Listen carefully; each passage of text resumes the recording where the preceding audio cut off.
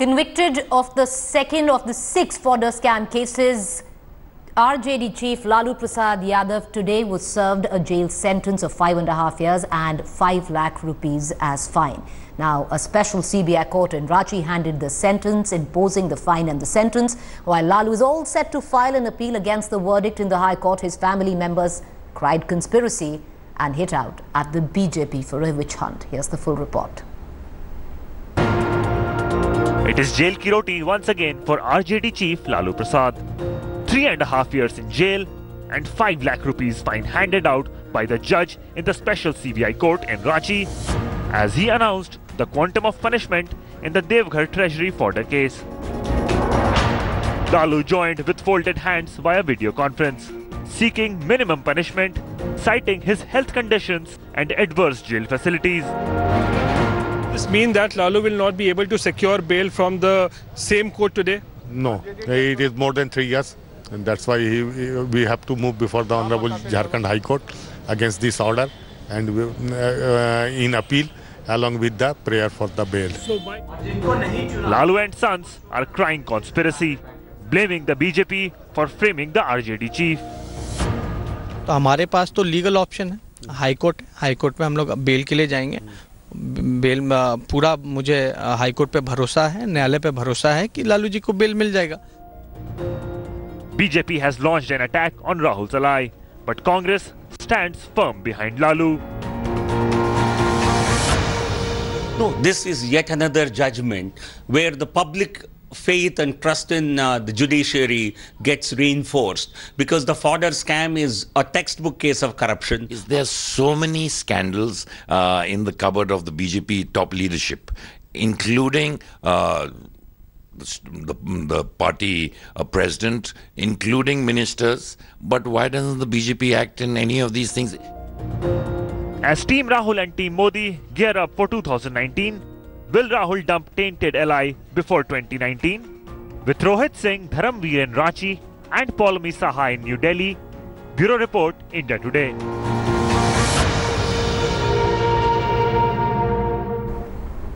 So is it the end of the road for Lalu Prasad Yadav, or does he have the political tenacity to bounce back as he has many a times over? And what about the larger picture 2019 when we're looking at a larger alliance coming up against the juggernaut of Amit Shah and Modi? Joining me tonight is Rajdeep Sardesai, consulting editor, India Today. We have Tom Wadakan, spokesperson of the Congress, Sudhanshu Mittal, spokesperson of the BJP. Dr. Manisha Prem would be joining us in a short while from now. In the studio with me is Satya Prakash Mishra, spokesperson, JDU.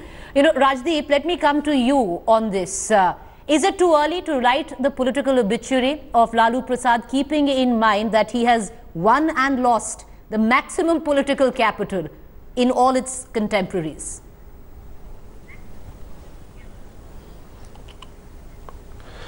Look, I think Lalu Prasad Yadav for the longest time has been the best way to describe him is the cat with 9 lives. And in the past, we've written off Lalu Prasad both when the initial fodder scam case came up and Rabri Devi replaced him, then when he was convicted and went to jail, and now when he's going back to jail. He's been to jail half a dozen times. Despite that, he hasn't quite completely disappeared from the political scene. But this time, I think he faces 2 or 3 major hurdles in making a political comeback. A, he's not in power either at the center nor in Bihar. So his capacity to use his political clout is limited. He's also facing opposition from a Nitish in Bihar and a Narendra Modi government in Delhi, which he will find tough to overcome. Number 3, it's not just Lalu, but even his family, which is now in the crosshairs of all kinds of legal tangles, from his son Tejasvi to even his daughter Misa Bharti.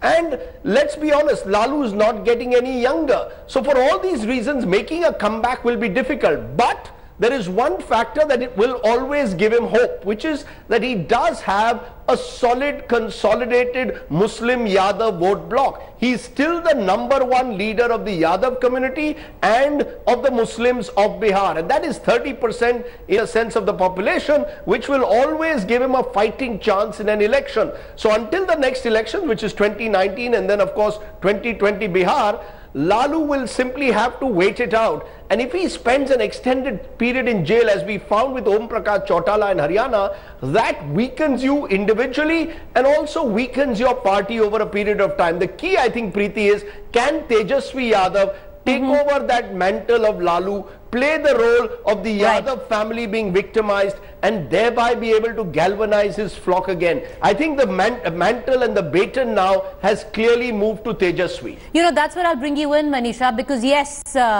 he has the benefit of having a son in Tejasvi, but what Rajdeep also pointed out, a family completely worn down because of court cases. Everyone has some corruption charges against them, including Tejasvi. And, you know, the subplot in all of this, he's never quite inculcated a party, always relying on, say, a politically inept wife, Rabri Devi, and now his son.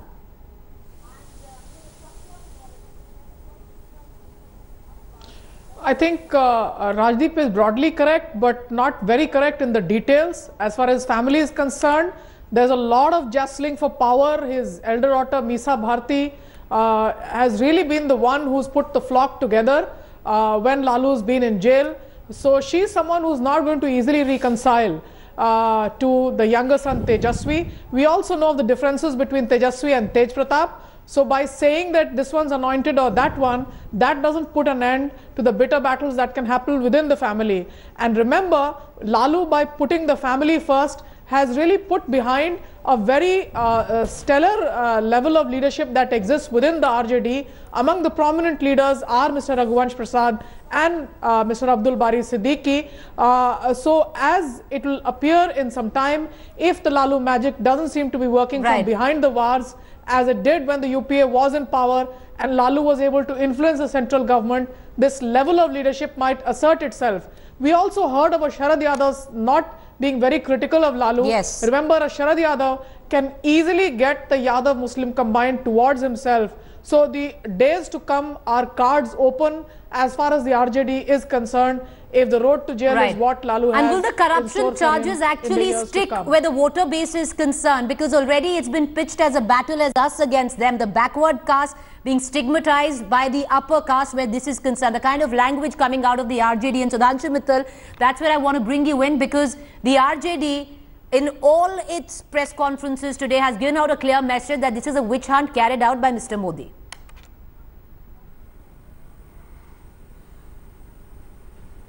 You see, they have been trying to browbeat the judiciary.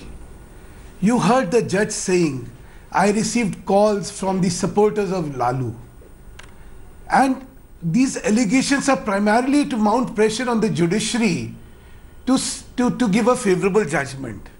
I mean, it's so contemptuous for the judiciary, saying that BJP has hatched a conspiracy, so he has got convicted. And when questioned, they said, no, it's the CBI. Now, even if the CBI presents a case before a judicial court, is the court duty bound to convict anybody unless there is empirical evidence? No. Court has let out so many people who have been prosecuted by the CBI. But now when the courts repeatedly are convicting Lalu Yadav, what is being said, it is a conspiracy. It's pure. It's just to browbeat, pressurize the judiciary to say there is a common conspiracy theory which is believed by people, and you shall be a conspirator if you convict. See, these are just 2 cases where he has been convicted. There are 4 more to go. Right. And it's a long way for Mr. Yadav. As they say, the clutches of law catch on with anybody. Kanun ke haath bahut lambe hote hain. At the end of the day, the majesty of law is being manifested. But Sudhanshu Mittal, that quote might be a little rich coming from the BJP at a time when you've inducted the likes of Sukram, and making Yediyurappa your chief ministerial candidate to espouse the values of anti-corruption might be a little rich coming from you. But I'll just bring in Tom Vadakan into all of this. Mr. Vadakan, what happens to 2019? I have only said that the laws of land, the law will catch up. All right. Okay, hopefully with either sides of the divide. This side of the fence or that side of the fence. Yes, hopefully with either sides of the divide. Yes. Let me bring in Tom Vadakan into this debate. Tom Vadakan, what happens to that grand alliance coming up in 2019? What happens to that man who's been taking on, you know, the Modi government, the BJP, what happens now?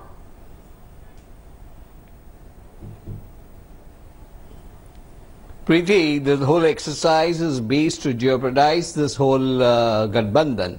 Be what it may, I'm very happy that Mr. Sudhanshu Mittal believes that the law will catch up. I'm very hopeful that it happens on both sides of the fence. The election 2019 is stimulating a judicial reaction coming in from the Honorable Current Dispensation. The problem is there is no investigation. There is this Srijan scam which is right under the nose of the current chief minister. But Mr. Vadakan, I'm sorry, I need to come in. The fodder scam is an open and shut case. I'm not going into specifics. Yes, finish, sir. But Srijan is also an open and shut case. Why this delay? Selective. The point is there is a vendetta in capital words, and this is lined up for 2019, and then you will see what happens. Like 2G, convenience comes in. I am not saying anything at this juncture. Mr. Sudhanshu Mittal is a wise man. He knows what I am talking. I don't have to put it in words. The public is watching, and let them see the drama enacted. All right, okay. Before Sudhanshu Mittal, I come to you. Let's bring in Satya Prakash Narayan Mishra, spokesperson JDU. He wants. I'm coming to you, Mr. Mittal. I'm coming to you. Let Mr. Satya Prakash Mishra join in the debate. That this is Satya Prakash Mishra. A judicial pronouncement is vendetta is shocking. All right, okay. Satya Prakash Mishra, you heard Tejasvi Yadav there. He said very clearly, it is the JDU which was running scared. It is a witch hunt. There are so many corruption cases. You choose to investigate one, and you choose to stigmatize one family. Actually, Tejasvi is a very new political person. He does not know, might be, he is not aware that this case started opening up in 1994. And in 1996 and 1994, in between, Patna High Court ordered a CBI inquiry. And he might be not aware that when Lalu Prasad Yadav first time got convicted, the Congress party was in power in center. Okay, so these baseless allegation and disrespect to our Indian judiciary, basically just exposing them much more and more. So what I have a request to all the panelists here, at least the Tom Vadakan, that why you are making a baseless allegation against the government which has nothing to do with the judiciary. Judiciary is taking its own course, okay, as per the law established by the constitution. You don't have respect for the constitution and the judiciary in India. All right, Tom Vadakan, I'm going to come to you, but let me quickly bring in consulting editor Rajdeep Sardesai again into this conversation. Rajdeep, what do you make of 2019? Because as much it's a big setback possibly for the RJD and Lalu Prasad himself, it's also a big setback, something which was pointed out by Mr. Vadakan as well, that it is, in the Congress's word, to jeopardize the Grand Alliance of 2019. Do you think this will make impact there?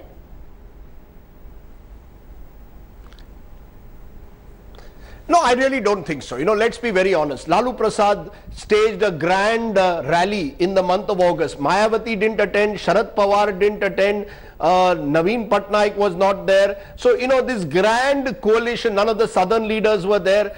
Let's be honest, this grand coalition at the moment isn't really materializing, and it's not as if Lalu carried the street cred to make it come together. What Lalu does have, and which the opposition will miss, is the vigor to take on Narendra Modi and the BJP in an unapologetic manner. That he does have, which I believe many others don't, who are more than ready to compromise with the government whenever they have an opportunity. Lalu, in that sense, was at the vanguard of this so-called attack on the BJP RSS. He could take them on frontally. I don't think Tejasvi has either the credibility or the political skill at the moment to do that. So that will be missed by the opposition. But to suggest that a grand coalition could have been woven by Lalu Prasad, I have my question mark over that. At the end of the day, I don't think Lalu is the Lalu of the 1990s, where he was this, political leader who was seen to have this ability not just to win Bihar, but also have friends and allies across the spectrum. I think corruption has tainted Lalu Prasad Yadav. It has limited, his political credibility. What he does have, though, is, as I keep repeating, that vote bank. and therefore he should never be discounted. Remember, even after when the first charges were made against him in the late 90s in the fodder scam, he's won a couple of elections in Bihar. And anyone will tell you, while Nitish Kumar may be the chief minister of Bihar in that 2015 election, it was Lalu really who brought in the votes. He brought in that solid vote bank. So as long as that vote bank is intact, I don't agree with Manisha Priyam that a Sharad Yadav can bring that. Lalu Prasad in that sense still remains the mass leader for the Yadav Muslim community of Bihar. Let's not take that away from him. All right, Manisha. Whether Tejasvi can occupy that space is the question mark. She mentioned Meesa Bharti. Meesa Bharti has very serious cases against her at the moment. She's going to be in and out of court over the next year as well. But I think in any case, the opportunity for any grand anti-Modi coalition in 2019 in Bihar is very, very limited. All right, Sudhanshu Mittal wants to come in. Yes, Sudhanshu Mittal.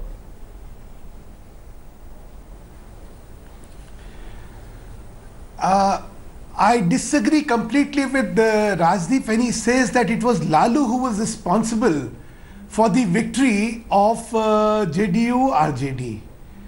Rajdeep, the fight was between the attraction of Nitish Kumar and the discredited leadership of the fear psychosis of Lalu Yadav.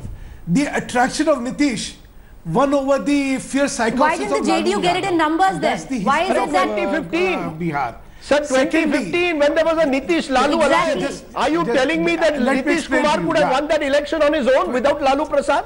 That is exactly what I am talking. Yeah, please. You think Lalu would have won that election on his own? When did Lalu win election on his own last time? 2005. That was not even 2005. In fact, 2000 was the last time when he won an election on his own. So Rajdeep, let's not rewrite political history. Acha, what is more pertinent is when they talk about, when Tom Wattercombe talks about the conspiracy. All right, we're going to take. Okay, we've got just 2 minutes to go. Tom Wattercombe wants to make a quick point. Let's the conspiracy in this connection. Let's get our panelists to make one fact. 30th September 2013, Lalu was connected for the first time. All right, okay, Tom Wattercombe wants to come in. All right. Government and not an India All right, Sudhanshu Mittal, Tom Wattercombe, you want to make a final point there? We're closing the bulletin, 2 minutes to go. Make your point, sir. I heard my colleague, spokesman from JDU, talk about judiciary. How much he cares for judiciary. Judiciary acts on evidences presented before it. This is not insult on judiciary. This is misguiding my charge is misguiding the judiciary. There was another person in this alleged scam who was let free. Now, was this an issue because his caste was something and this gentleman's caste was different? You are again making a serious allegation against judiciary. To this honourable inquiry committee, it's not about judiciary. Judiciary will only act on evidences that are given. You are making serious allegation against judiciary. Are you trying to tell this whole nation that judiciary is taking guidelines from political bosses? Mr. Wattercombe, you raised a question for Mr. Mishra. Let Mr. Mishra answer. Won the elections anyway. But if Nitish Kumar had that guts, he would have gone and fought elections. You are really making mockery of your political outfit. Talking over each other, nobody here. You are making mockery of your political outfit, Congress. You are making serious allegation against judiciary. You are making allegation that this country's judiciary is functioning by the guidelines of the political parties and political bosses. What kind of allegation you are making, Tom Wattercombe? It is laughable. People will laugh on you. The Indian judiciary, even Lalu Prasad Yadav always try to, All right, let's get a okay, all right, okay. No. Manisha Priyam, how do you see this unfolding? Manisha Priyam, how do you see this unfolding going forward politically? No, it's not true. Nitish Kumar should have resigned. All right, okay. Manisha Priyam, how do you see it unfolding? I see this as I see this as the gravest challenge that the RJD has ever faced. Mr. Lalu Prasad Yadav is in jail and likely to be there for long. His political friends, the UPA and the Congress, are not in power at the center to manage things for him. And his son is a political novice. And therefore, this is one of the most challenging moments for Lalu Yadav's political career. All right, most challenging. We'll end with that, Manisha. That's all the time we have for Ms. Priya. Tejasvi is clearly not someone who's going to be able to All right, we thank our panelists. Thank you for joining us. Going into a break, but for all the latest news and updates, you can log on to indiatoday.in. Also, download our app, India Today. Thank you for joining us. Thanks for for watching the video. For more such news and updates, please like, share and subscribe to India Today. Also check out our other great videos from our channel. We know you will love to.